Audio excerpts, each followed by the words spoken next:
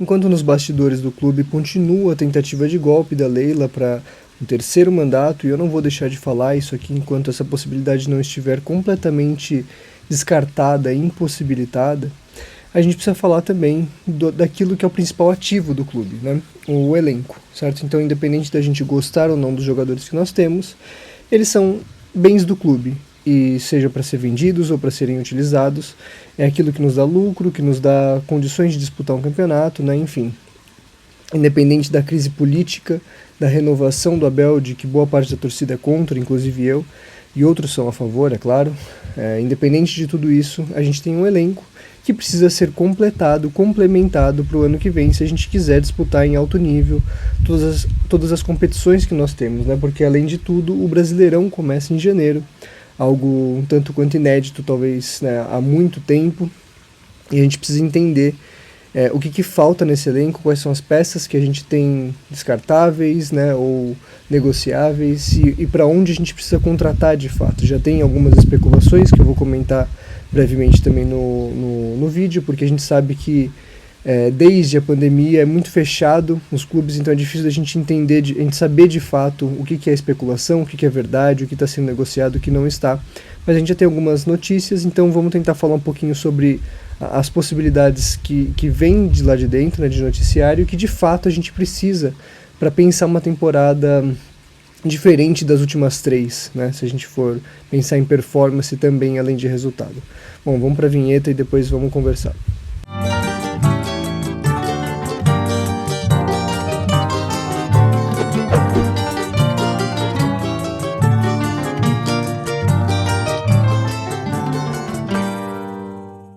Antes de começar o vídeo, eu quero lembrar vocês que a gente tem o canal também do Sai Jogando, além desse daqui que é só sobre Palmeiras. Então, se você gosta de futebol brasileiro para além de Palmeiras, né, se você tem interesse de futebol brasileiro de forma geral, se inscreva também no Sai Jogando. Talvez eu deixe esse vídeo em colaboração com eles, mas se não tiver, estará na descrição do vídeo. E já convido vocês também para a live de amanhã, pós-final do Intercontinental e pré-final da Copa do Brasil, né? Não por acaso o Palmeiras não está em nenhuma das duas, por isso a live será no Sai Jogando e não aqui, né? Porque será que não estamos em nenhuma das duas, né? Mas também lembro que se vocês puderem, não tiverem ainda inscritos, se inscrevam no canal, assinem o sininho. Aqui é só notícia sobre Palmeiras, só vídeo sobre Palmeiras, então imagino que todos vão ser interessantes para vocês. Hypem o vídeo se puderem, se quiserem, comentem pra gente conversar. Lembro também que eu abri o clube de membros do canal, a princípio para termos um WhatsApp e uma liga de cartola, mas estou aberto a propostas, né, de benefícios aí no clube de membros. Quem quiser pode aí já assinar e se tornar membro do canal.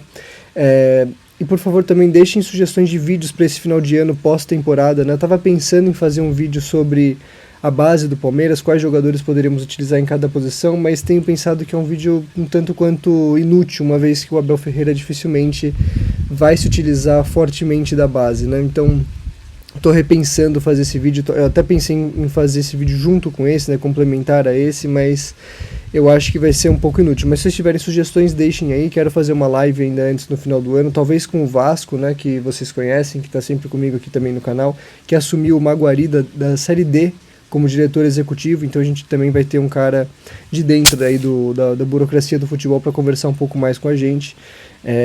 Mas deixem sugestões de vídeo, né, que aí se eu puder, eu quero fazer outros vídeos até o final do ano, além de pelo menos uma live para a gente falar sobre a temporada do Palmeiras de forma mais tranquila, mais suave, né. Bom, vamos pro vídeo. Eu vou já ir direto pro campinho para a gente analisar ponto a ponto, posição por posição, que jogadores a gente tem, né, e onde a gente precisa complementar, mudar, né, variar, tirar jogadores, receber jogadores. Já deixo claro desde do princípio que eu já tenho vídeo sobre a análise desse elenco. É claro que agora, com 6 meses a mais, tendo visto os jogadores jogando, né, tendo entendido um pouco melhor o que funcionou, o que não funcionou, dá pra gente ter uma análise um pouco mais concreta. Mas desde lá, quando a gente fechou a última janela de transferência, eu falei que o Palmeiras precisaria complementar esse elenco, né? Porque se a gente tem aqui e ali boas peças, o elenco em si é um elenco muito incompleto, né? Isso vai ficar muito claro no campinho. Bom, até antes de começar aqui a falar sobre isso, eu quero recomendar o vídeo do Análise Verdão, que também fez um vídeo sobre análise do elenco. Se eu concordasse 100% com eles, não teria feito esse vídeo, mas estou longe de concordar, 100% com eles em relação até à análise de que jogador está em qual posição, onde a gente precisa e quais a gente precisa manter e tal, mas eu gosto bastante do trabalho deles, recomendo porque vale a pena, até por ser diferente da minha visão aqui sobre o elenco do Palmeiras, então também acaba sendo complementar, né? Bom, olhando para o campinho, a gente já vê alguns problemas, né? A gente já vê que faltam jogadores em algumas posições meio óbvias. Então, se a gente olha aqui no campinho, né, a gente já vai ver que a gente não tem, por exemplo, né, eu já vou marcar aqui de vermelho aquelas posições que de fato a gente precisa de contratações independente, né, do que for, porque a gente simplesmente não tem, por exemplo, um ponta direita.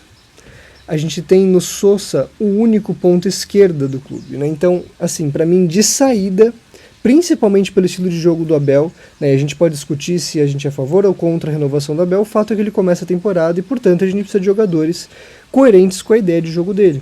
E se é um jogador, um técnico que gosta de jogar em transição e com um time bastante lateralizado, se faz obrigatório o que a gente tenha pontas, né, no elenco. Eu achei esse o grande erro, o grande equívoco da temporada, né? Você montou um elenco, e me parece que com a conveniência, até a indicação do Abel, um elenco cheio de meias criativos e jogadores de associação, além de duplas de ataque, sendo que o técnico não sabe lidar com esse tipo de jogador, não sabe fazer um jogo por associação e não domina a dupla de ataque, né? Ainda que tenha mostrado um certo domínio, uma certa capacidade de lidar com 4-2-3-1, né?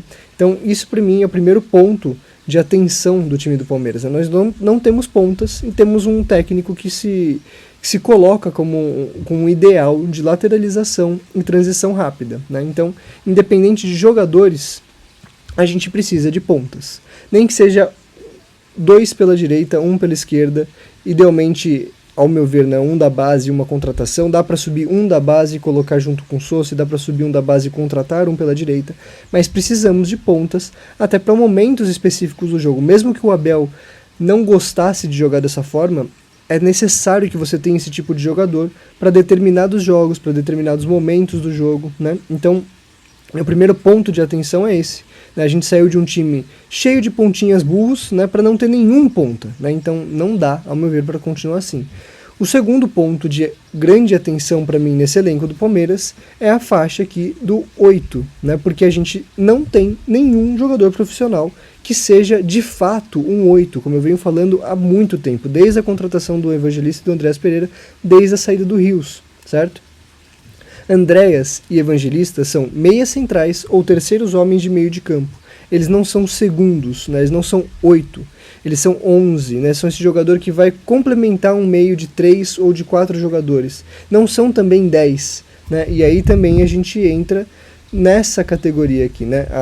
O lugar do campo onde um meia articulador, um meia criativo poderia compor esse elenco, porque a gente não tem, de fato, nenhum 10. Flaco Lopes vinha fazendo muito bem essa função num 4-2-3-1 que permite essa função mista entre um segundo atacante e um 10. Mas não é a gente não pode simplesmente jogar de uma forma só, porque mesmo nesse sistema, se a gente perde o Flaco Lopes, não tendo ainda o Paulinho para jogar, quem faria essa função? Nós não temos nenhum jogador que cumpre de fato essa função no 4-2-3-1 e no fundo não temos nenhum jogador que cumpra a função de 10 de forma geral, né? Então, de saída, para mim, a gente tem 3 pontos de atenção máxima.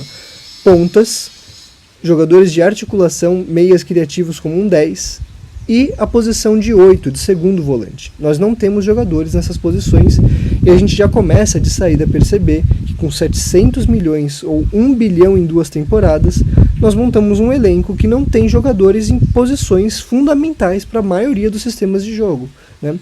E aí isso é passar pano para o Abel Ferreira de forma alguma, porque o elenco ele é formado, né, segundo as ideias do técnico. Se o técnico contribuiu, e a gente sabe que sim, para a formação desse elenco, ele também faz parte dos erros da formação desse elenco.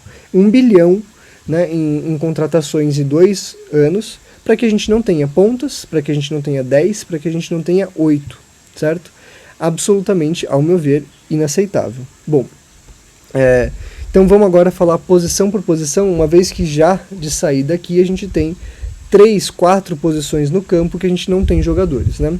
Quando a gente vai pro gol, e aí a partir de agora eu quero conversar com você, porque acho que esse primeiro ponto ele é factual, acho que não tem muita discordância sobre isso, né? Você pode até falar, bom, mas considero tal jogador ponta, considero tal jogador 8, né? Eu posso até depois fazer um vídeo mostrando mais uma. Eu já fiz, né? Inclusive, mostrando por que o Andrés Pereira e Evangelista não são 8, por que o Facundo Torres não é ponta, né? Não tem característica para ser ponta. Se alguém achou que ele era ponta, tá errado.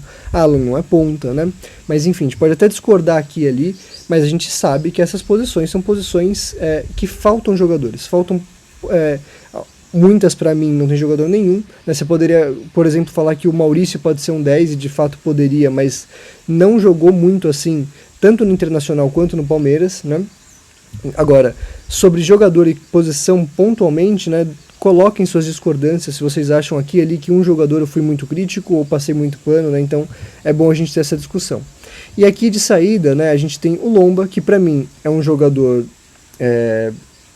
não só negociável, eu acho que o Lomba, assim, ele foi um jogador muito interessante, uma contratação para banco, experiente, mais velho do que o Everton, mas um jogador que quando precisou ser usado, respondeu com muita qualidade, um jogador não muito caro, né, com muita experiência, e acho que foi muito bom para o Palmeiras, fez sentido a longo prazo a contratação do Lomba, mas, ao meu ver, até por uma questão de idade, é um jogador que precisa sair e dar espaço para outros jogadores, né?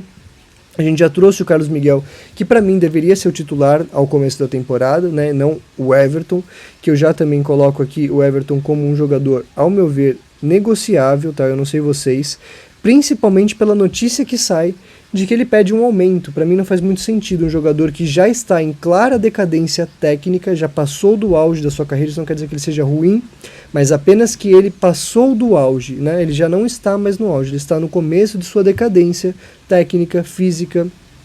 Então um jogador desse tipo, ao meu ver, para um jogador desse tipo não se dá aumento. Você pode até renovar com o mesmo contrato, com o mesmo salário por um ano e depois pensar em um contrato de produtividade, se é que você entende que ele é um jogador importante para o elenco, né, para o ambiente do clube, que não me parece ser o caso, mas a gente não vive lá para ter certeza. De todo modo, pedindo aumento, para mim ele é um jogador que não deveria ficar, tá? De todo modo, mesmo sem pedir aumento, é um jogador que para mim é negociável, e eu já parto aqui, né, já digo que eu aceitaria de cara a oferta do Grêmio e levaria o Everton para o Grêmio. Eu acho que seria bom para os dois, né? Acho que o Palmeiras poderia pensar aí na substituição dos seus goleiros, né? Principalmente com o Carlos Miguel como uma figura para titular, e o Everton poderia voltar à boa fase num outro time, como o Grêmio, certo? E aí a gente vem para Carlos Miguel, que para mim é um jogador que não pode ser negociado, né? E assim também o Aranha, que para mim não é o melhor dos jogadores da base do Palmeiras, né, dos goleiros da base do Palmeiras, porém é um bom goleiro, e a gente ainda tem a possibilidade de voltar o Kaique, voltar o Matheus, né, que como muitos jogadores da base estão em Portugal. Então por isso, né, eu entendo que a posição de goleiros ela tem uma certa atenção. Por quê? Né, porque o Palmeiras tem como titular o Carlos Miguel e como um reserva a possibilidade de Lomba e o Everton, além do Aranha, né? Agora, você tem bastante goleiro, mas você precisa começar a pensar na substituição de Lomba e o Everton, e também tem em mente que o Carlos Miguel é um goleiro jovem e com pouca experiência no futebol profissional. Então é necessário que você contrate um goleiro, inclusive, talvez, para disputar a posição com o Carlos Miguel. Né? Um goleiro que... Não um goleiro para ser o reserva, porque para a reserva a gente já tem a base. Você pode contratar um jogador experiente como o Lomba para ser reserva. Eu não gosto, deu certo com o Lomba, mas eu não gosto desse tipo de contratação. Né? Eu pensaria, por exemplo, talvez na aposta do goleiro do Coritiba, que eu acho um fenômeno. Idealmente eu gostaria muito do Brazão do Santos, que deve sair para a Europa. Né? São jogadores, acho que de outro nível de excelência, e que poderiam disputar a posição com o Carlos Miguel numa temporada em que a gente vai ter jogo de janeiro a dezembro, do começo ao fim, muito jogo, então você vai ter possibilidade de ter dois goleiros jogando bastante, certo?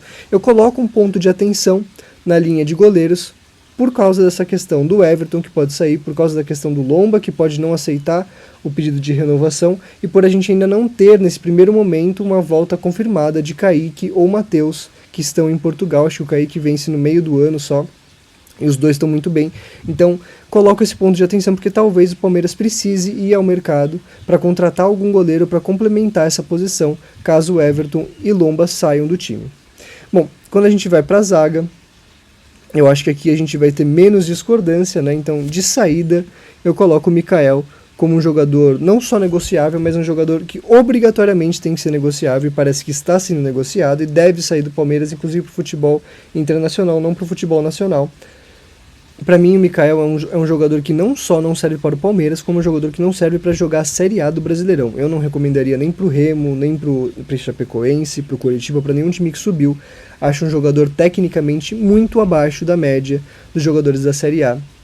E um jogador que seria caro, né, além de tudo, para esse tipo de time, né, que está subindo, que está ali disputando para não cair um meio de tabela, né? Então, para mim, de saída, Mikael é um jogador que deve sair do Palmeiras, tem a obrigação de ser do Palmeiras, tem que ser negociado, não só pode ser, mas tem que ser, assim como eu não renovaria com o Lomba. E aí a gente tem Murilo, que ao meu ver é um jogador negociável, né? Não deve ser, mas se tiver boas propostas, eu venderia. Benedetti, que mais uma vez, se tiver boas propostas, principalmente do futebol europeu, algum valor razoável, ali na volta de 8, 10 milhões de euros, eu venderia.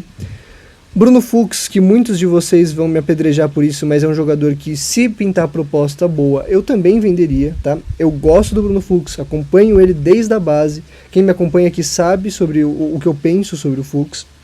Eu acho um jogador que tinha muito potencial para ser um zagueiro de outro nível, mas infelizmente não evoluiu na sua qualidade defensiva.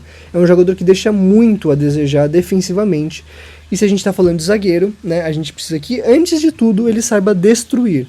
Né? É ótimo que no mundo atual, no futebol de hoje, a gente precisa de jogadores criativos. É muito interessante que o futebol tenha evoluído para isso.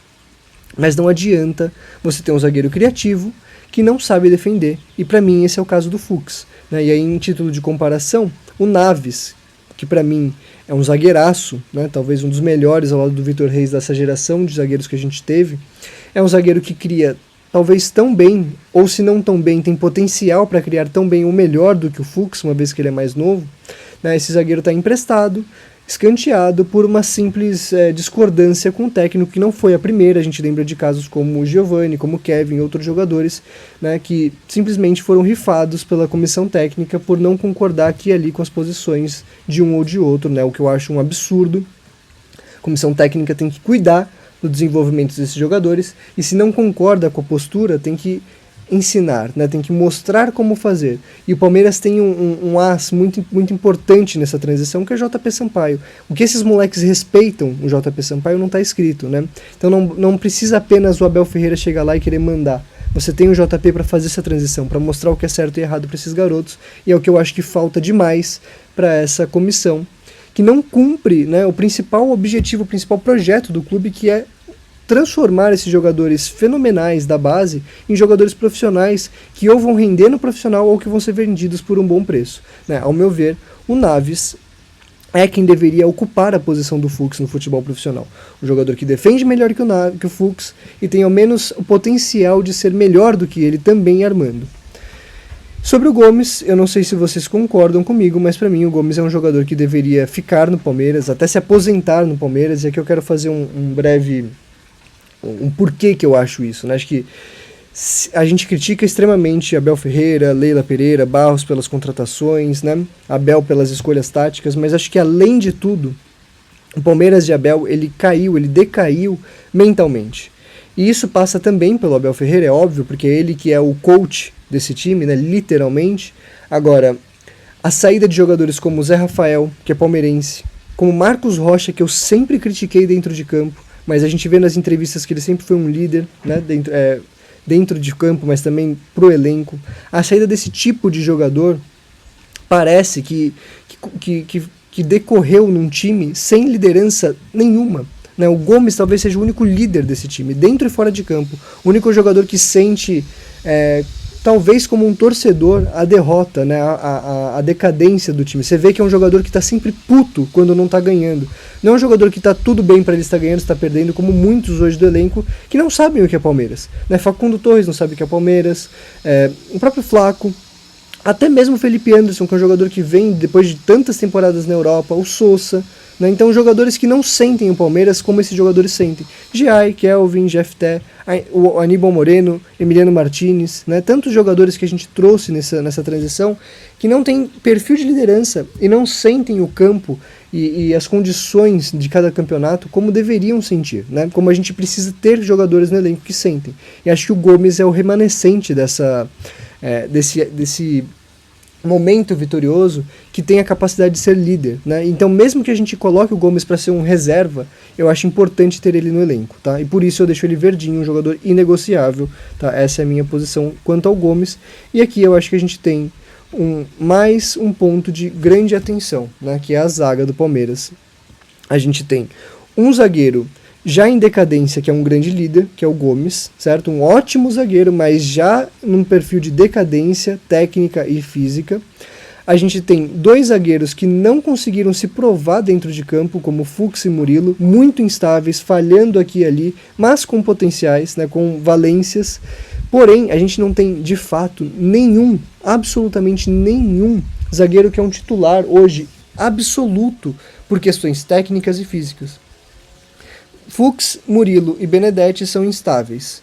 Gomes já em decadência física e técnica. Mikael, nem jogador de futebol profissional, ao meu ver, ele é. Então, o Palmeiras hoje não tem, eu diria uma dupla de zaga, mas nem um zagueiro que é uma unanimidade para a posição. E por isso, ao meu ver, a gente tem um ponto de atenção máxima na zaga do Palmeiras e se faz necessário, ao meu ver, ao menos 2 contratações para titularidade dessa zaga. Porque aí você tem a possibilidade de jogar com 3 zagueiros, como o técnico gosta, e até de colocar o Gomes numa reserva quando precisa. Quando você não tem o Gomes num momento bom da temporada, você tem uma dupla de zaga que consegue jogar sem o Gomes, o que a gente não tem hoje. Murilo e Fux é uma dupla absolutamente fraca defensivamente, né? Então, ao meu ver, a gente tem um ponto de atenção máxima no elenco em relação à zaga. Bom, quando a gente vai aqui para as laterais, eu acho que o primeiro ponto aqui para mim é que o Gilberto é o melhor lateral direito do Palmeiras. Aí você fala, bom, mas ele nunca jogou profissionalmente. Mas aí eu olho para você e te digo, Kelvin e Giai não fizeram 3, 4 semanas de futebol estável, né? Jogando bem, jogo após jogo. Giai até teve um período razoável, o Kelvin jogou 2 ou 3 partidas, depois se machucou e nunca mais jogou bola, né? Então, ao meu ver, o Gilberto, que não tem condições de ser titular, isso é um fato, mas para mim deveria ser o reserva, né, deveria ser testado para ser o reserva direto, seja de quem for o titular. É um lateral muito bom, né? Agora, o Abel Ferreira precisa recuperar o jogo de Giai e Kelvin, que ao meu ver, eu sei que muita gente discorda, mas não são jogadores descartáveis, ainda que tenham feito péssima temporada no passado, né? E é claro que não é o caso apenas deles. De todo modo, se você tem uma grande proposta para Giai ou Kelvin, eu acho jogadores negociáveis, tá? Agora, mais uma questão. Se você vende um dos dois, eu manteria o segundo, porque também se você vende os dois, você vai precisar reformular mais uma vez a lateral direita e esse processo começa a ficar um processo sem fim. Cabe ao técnico fazer jogar os jogadores que ele indicou, os jogadores que ele quis trazer. Não dá para todos os jogadores que chegam no Palmeiras começarem bem e pararem de jogar bola. Não tem condição. Não dá pra gente rifar jogador após jogador e querer fazer uma reformulação no elenco a cada 6 meses.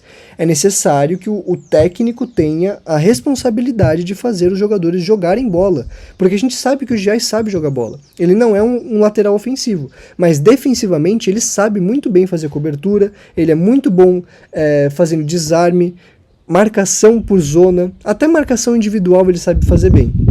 Então cabe ao técnico, Abel Ferreira, fazer com que o Giai volte à sua boa forma. A mesma coisa ao Kelvin, que eu sempre falo aqui que é um jogador complementar ao Giai, porque apesar dele não saber fazer essas coisas com grande maestria, ele é um lateral direito que ataca muito bem. Então você teria, idealmente, uma lateral direita muito bem formada com Giai e Kelvin, tendo o Gilberto, esse terceiro lateral, que é quase que um reserva imediato para 2 possíveis titulares, a depender, né, do jogo que você joga, como eu falo há algum tempo. Para mim, Giai e Kelvin não são titular e reserva, são jogadores complementares que você precisa saber usar em determinados jogos.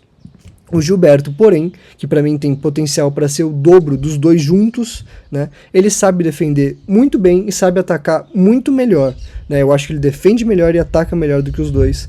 É claro que no sub-20, mas é um jogador que você precisa desenvolver porque tem muito potencial. Talvez hoje o jogador com mais potencial da base do Palmeiras, tá? Ao meu ver, pelo menos. De todo modo, coloquei Gia e Kelvin como negociáveis, porque se vier uma boa proposta, eu não faria muito esforço para segurar. Poderia trazer um outro lateral direito, né, e fazer essa lateral direita com 3, um dos dois mais o Gilberto e uma contratação, né, caso tenha um valor interessante para um dos dois, como já teve para o Gia. De todo modo, para mim, a lateral direita do Palmeiras é uma posição que a gente está tranquilo. Se não vender ninguém, eu iria tranquilamente com esses 3 pro resto da temporada. Lembrando que a responsabilidade de fazer esses jogadores jogarem é de Abel Ferreira, porque a gente sabe que tem qualidade ali, né? Agora, se você vende um ou outro, você pode trazer uma reposição, desde que isso tenha mapeado no mercado, certo? Então, eu acho uma posição resolvida, não me preocuparia com essa posição, a não ser que você tenha uma boa proposta para vender um dos dois, certo? Gilberto, se sair do Palmeiras, para mim é um erro absurdo e um dos maiores problemas dessa comissão técnica, que é não saber usar as valências da base do Palmeiras, que muitas vezes são melhores do que aqueles jogadores que a gente traz. Muitas vezes não, acho que na maioria dos casos, né, acho que ninguém discorda que Riquelme Felipe, por exemplo, é mais jogador que Facundo Torres, né, que não é mau jogador, mas o Riquelme Felipe é um jogador acima, né, da média do futebol brasileiro, ao meu ver. Quando a gente vai para a lateral esquerda, porém, né, eu acho que a gente tem um pequeno problema. Eu vou até deixar aqui antes um amarelo antes de falar dos jogadores, porque acho que a gente não tem na base um jogador como o Gilberto. A gente tem o Arthur, que é um jogador estável, mediano, acho que um jogador nota 6. Não vejo nele tanto potencial, mas a gente sabe que quando chega, né, da base para o profissional as coisas podem mudar.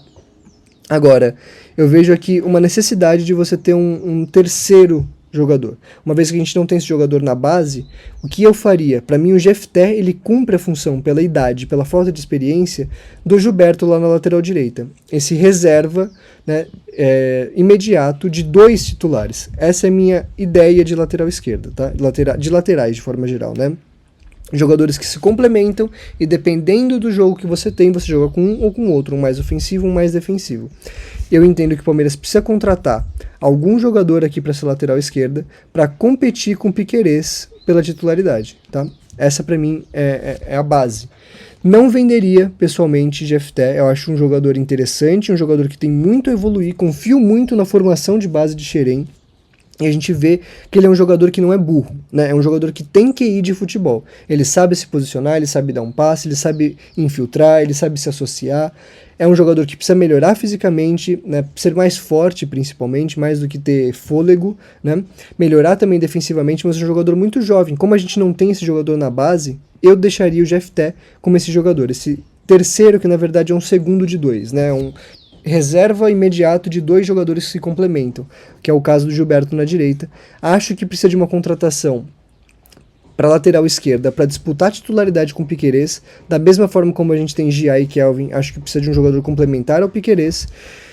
E mesmo que muitos de vocês sejam fanáticos pelo Piquerez, eu acho um jogador mediano, acho um jogador nota 7 no máximo, e se viesse uma grande proposta pelo Piquerez, eu não pensaria 2 vezes em vender e ir atrás de jogadores interessantes no mercado. Acho o Piquerez um jogador ok, bom, acima da média para o nível brasileiro, de fato. Agora, é um jogador que bastante instável também, vem mal há um bom tempo, tem feito mais partidas ruins, né, do que boas partidas em todo esse tempo, né, nesses últimos 2 anos. Então é um jogador que, para mim, é negociável. Agora tem essa questão, já é uma posição escassa. Se você vende o Piquerez, tem que trazer 2. Então, às vezes, é importante pensar em todos esses pontos quando a gente fala de jogadores negociáveis ou inegociáveis, certo? E aí a gente chega na volância, que para mim, né, acho que ao lado da zaga, seja o ponto de maior advertência para esse Palmeiras. Porque eu não sei vocês, mas para mim, tanto Aníbal Moreno quanto Emiliano Martínez não são apenas jogadores negociáveis, mas são jogadores que claramente precisam sair do Palmeiras rapidamente. Não devem mais jogar pelo Palmeiras, não tem condição. E a gente pode falar de adaptação, é verdade. Aníbal Moreno talvez não se adaptou ao Palmeiras, de fato não se adaptou. Começou muito bem, foi mal, Mas aí é mais um daqueles jogadores que chega ao Palmeiras muito bem, um jogador que jogava com a cabeça erguida, dando passes sempre ofensivos, né, sempre de construção de jogo, nunca passe de lado, é um jogador com muita intensidade física, muita qualidade na marcação por posição, né? E é mais um jogador que com o tempo, com o Abel Ferreira, é um jogador que deixa de jogar bola, que desaprende a jogar futebol, que passa a dar passe de lado, a jogar com a cabeça baixa, a se perder na marcação individual. Então assim, não teve adaptação? Não teve adaptação. Mas quantos não se adaptaram? Né? Porque quando a gente olha, a gente vê que Murilo não se adaptou como a gente esperava, Giai não se adaptou, Kelvin não se adaptou, o Andréas Pereira não se adaptou como a gente esperava, Maurício não se adaptou, Facundo Torres não se adaptou, Sousa não se adaptou, Felipe Anderson não se adaptou, né? O Luigi também não conseguiu jogar desde subir da base. Quando a gente olha para esse cenário e a gente vê que jogador nenhum, ou a maioria, não se adapta, a gente começa a imaginar que o problema não são só contratações, mas a capacidade do técnico de fazer os jogadores que ele pede jogarem no sistema que ele entende que é o mais razoável, que eu discordo absolutamente, né? Como vocês sabem, eu acho que marcação individual é algo totalmente falido no futebol atual, né? Marcação individual em vários setores ou em todos os setores, né? 90% dos times do mundo jogam em marcação mista, né? Então assim, você tem esse problema, é um fato, tá, para mim tático, mas além disso tem a questão individual. O Abel Ferreira tem se mostrado bastante incapaz de fazer esses jogadores jogarem. A gente precisa entender isso, né? A gente precisa enxergar isso. Quando todo mundo tá mal, quando todo mundo que chega piora, a culpa não é só dos jogadores que chegam, tá? Porque estrutura o Palmeiras tem. CT tem nutrição, tem fisioterapia, tem estrutura para treinar, tem estrutura para se recuperar de lesões, tem uma base fantástica. Então assim, se o problema não é estrutura, se o problema não é falta de salário, o que sobra? E se todos os jogadores estão mal, o que sobra, né? Eu não quero ficar aqui colocando essa questão do Abel Ferreira o tempo inteiro, mas é que todo mundo que chega vai mal. O Emiliano Martínez é mais um jogador que chegou e não se adaptou. Acho um caso diferente, acho um jogador pior do que o Aníbal Moreno, acho um jogador que oferece menos, é um jogador até que idealmente tem boas características, mas que não consegue evoluir nessas características, né? A gente viu muita gente emocionada comparando ele com Busquets, que é uma coisa absurda, mas de fato em característica ele tem é que ele faz mal tudo que o Busquets faz bem, mas em característica ele é alto, né, ele é lento, né, isso não é uma valência, mas o Busquets fazia muito bem a sua função sendo lento, né.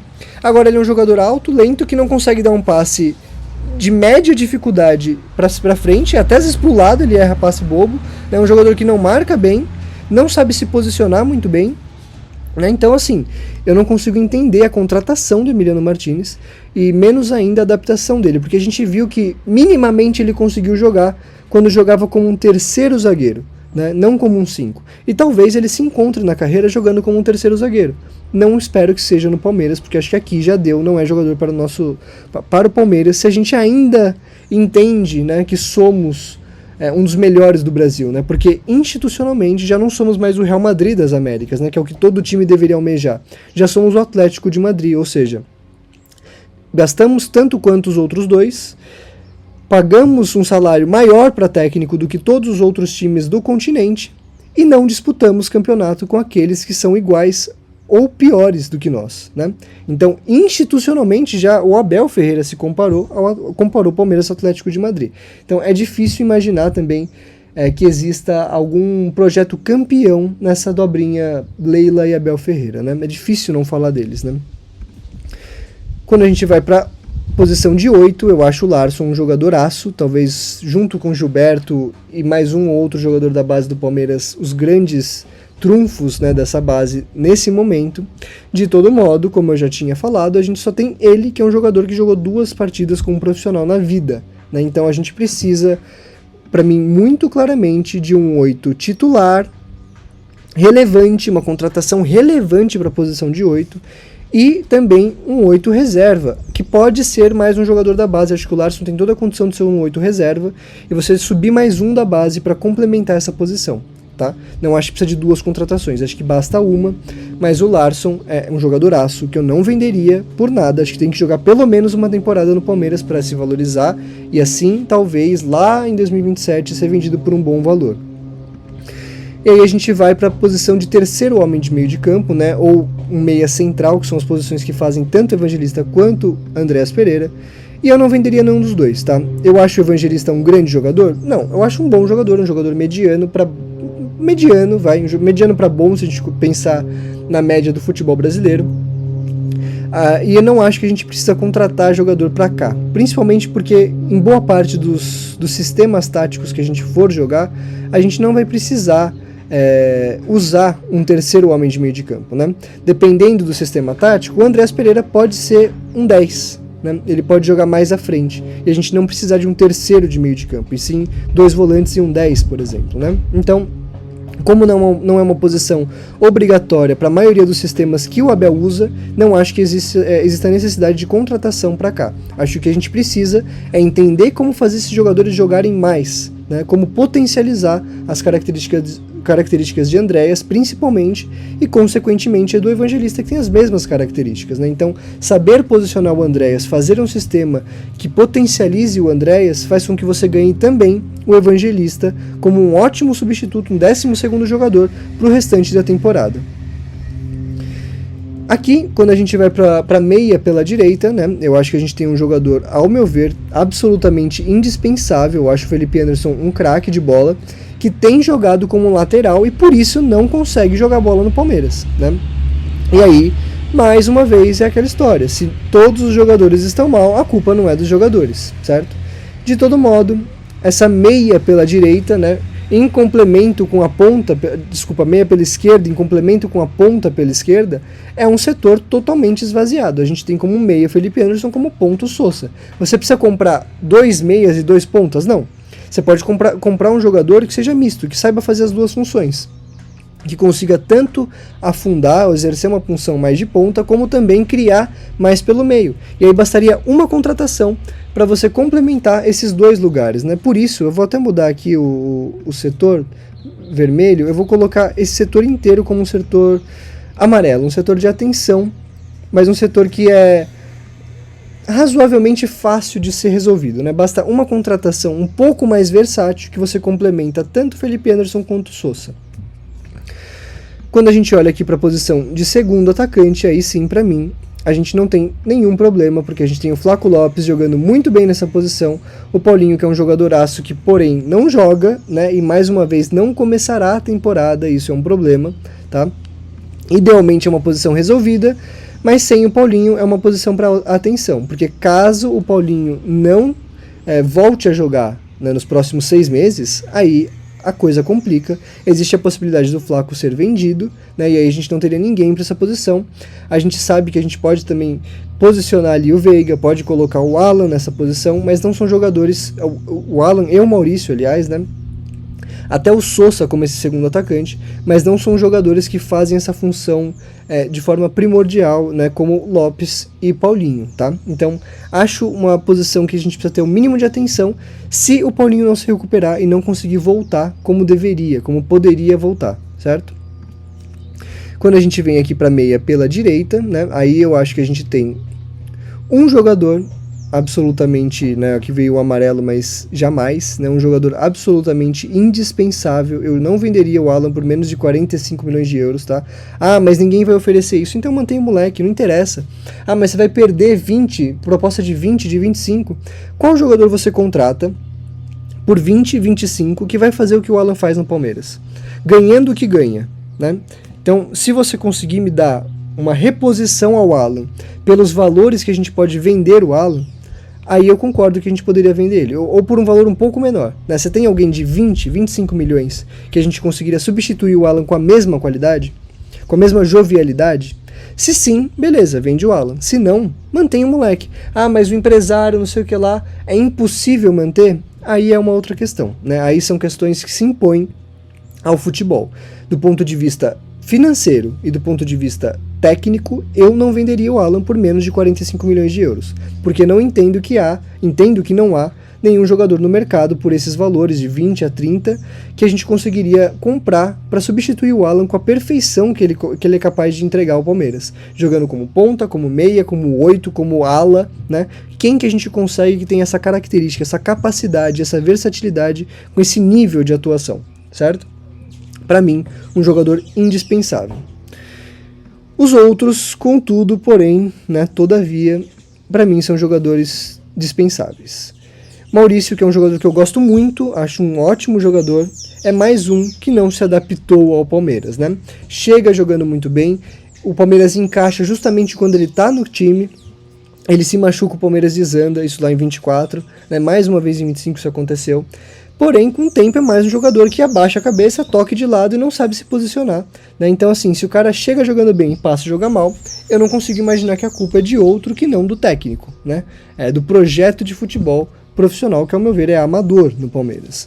De todo modo, se vem uma boa proposta para o Maurício, eu vendo, porque esse é o fato, né? O material do Maurício no Palmeiras está mal há algum tempo.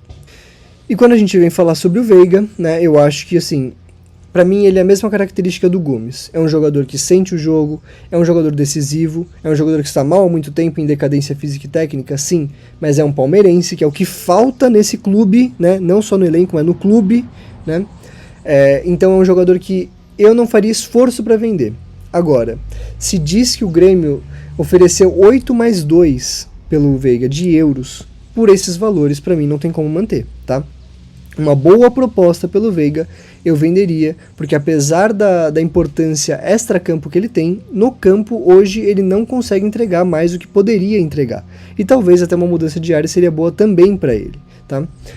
Um pouco por isso, né, por não termos, além do Alan, que deve ser vendido, nenhum jogador de fato capaz de pegar essa posição e colocar no bolso. Acho que a posição que, diferentemente de todas as outras, no ano inteiro o Abel não conseguiu achar ninguém que fizesse bem essa função, né, o meia pela direita.